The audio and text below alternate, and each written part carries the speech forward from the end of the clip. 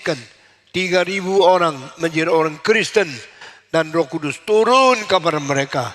Yesus berkata, jika ia turun, ia akan datang memberikan kuasa kepadamu untuk menjadi saksiku. Dengan kalimat jangan jelas, tidak boleh kita sembarangan tafsir, sembarang memberikan penjelasan yang tidak sesuai dengan Alkitab. Banyak orang mengatakan Roh Kudus turun, bikin orang berkuasa, boleh melakukan mujizat, boleh melakukan tanda ajaib, boleh menjadi orang berkata-kata lidah, dan boleh menyembuhkan orang sakit, mengusir setan. Itu bukan ajaran yang tepat. Ajaran tepat, jika Roh turun atas kamu, maka kamu akan mempunyai kuasa menjadi saksiku. Mempunyai kuasa menjadi saksi. Itulah tujuannya Roh Kudus diturun kepada manusia. Roh turun bukan membanggakan kehebatan seorang, bisa melakukan mujizat, bisa melakukan tanda ajaib, bisa mengatakan karunia lidah, atau bisa menyembuhkan orang sakit dan mengusir setan. Roh Kudus diturunkan supaya orang diberi kekuatan, mempunyai kuasa surgawi, berani bersaksi bagi Yesus Kristus. Saudara-saudara, hari ini kita membicarakan tentang Roh Kudus turun.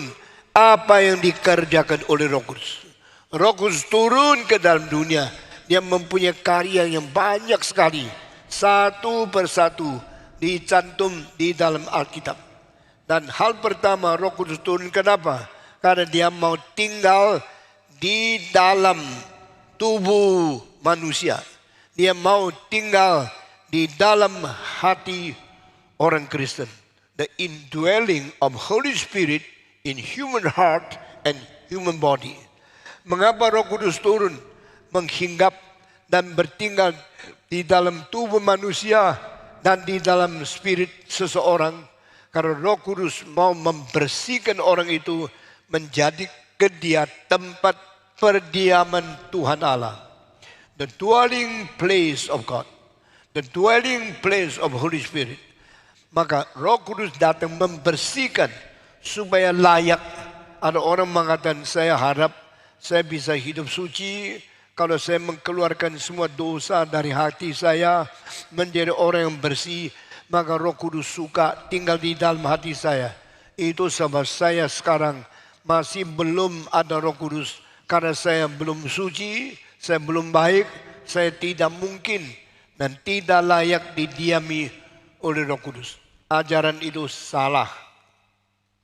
Kalau engkau pikir engkau bisa membersihkan dirimu, engkau bisa mengkuduskan hatimu, sehingga engkau boleh layak ditinggal oleh Roh Kudus dalam dirimu, maka engkau terlalu sombong.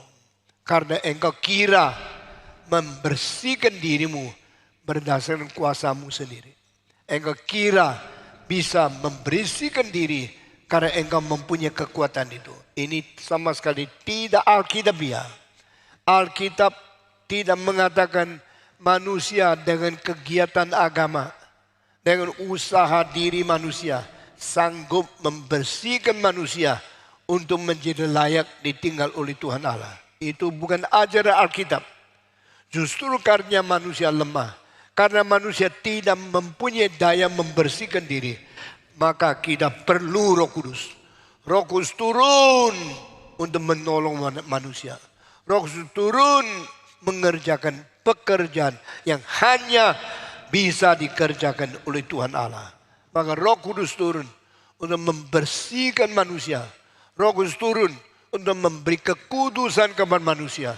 Roh Kudus turun memberikan kita kekuatan menjadi manusia yang ingin hidup di dalam kesucian. Maka setelah Roh Kudus membersihkan kita, mengusir semua dosa dari kita, Roh Kudus mulai mendiami hati kita. The indwelling of Holy Spirit started from His willingness to cleanse us, to make us possible and worthy to be dwelt by Holy Spirit. Roh Kudus membersihkan kita, sesuatu itu bikin kita patut dan layak didimi oleh Roh Kudus. Mengapa Roh Kudus berdiam di hati manusia? Ini berarti Allah akan menyertai kita dengan pribadi di dalam pribadi. Pribadi Roh Kudus berada di pribadi manusia. Ini adalah sesuatu anugerah yang paling besar. Yesus datang ke dunia tinggal di balungan. Yesus datang ke dunia hidup di Bethlehem, Efata. Yesus lahir di dunia di satu tempat. Tetapi Roh Kudus turun, bukan tinggal di satu tempat, tapi tinggal di hati manusia. Nah, ini menjadi keintiman yang khusus. Allah menyertai kita. Waktu Yesus datang ke dunia, itu namanya Immanuel, God with us. Allah beserta dengan kita. Itu kita ada kolektif. Roh Kudus lain dengan Yesus Kristus. Yesus datang secara pribadi kedua beserta dengan seluruh umat manusia. God with us. Tetapi Roh Kudus turun, bukan God with us. Holy Spirit in me. Roh Kudus di dalam diri saya. Ini lebih pribadi, lebih personal, dan lebih intim. Sehingga Allah beserta dengan manusia menjadi konkret persoalan setiap pribadi. Setiap orang Kristen boleh memiliki Roh Kudus. Setiap orang Kristen boleh menyambut dan boleh menerima Roh Kudus. Diam di dalam hatinya, hidup beserta dengan dia, sehingga kita menyertai, mendapat penyertaan Tuhan secara pribadi.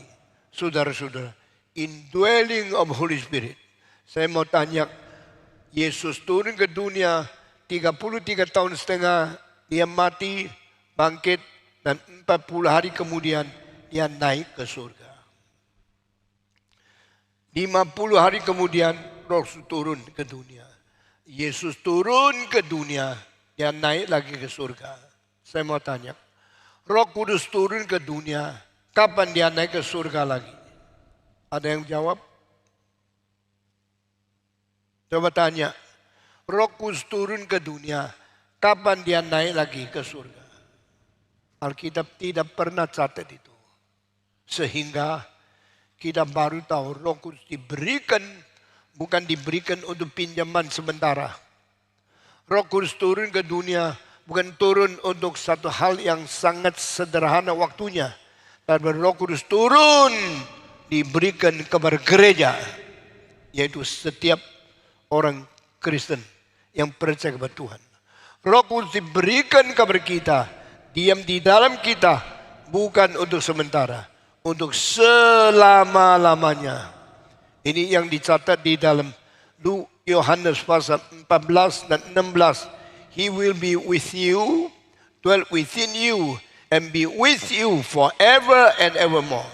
Dia akan beserta dengan engkau, tinggal di dalam dirimu untuk selama-lamanya. Saudara-saudara tahu tidak, sadar tidak, kita orang Kristen ada Roh Kudus di dalam kita. Sekarang tinggal di dalam. Sekarang hidup dengan kita. Dan dia terus menyertai kita sampai selama-lamanya.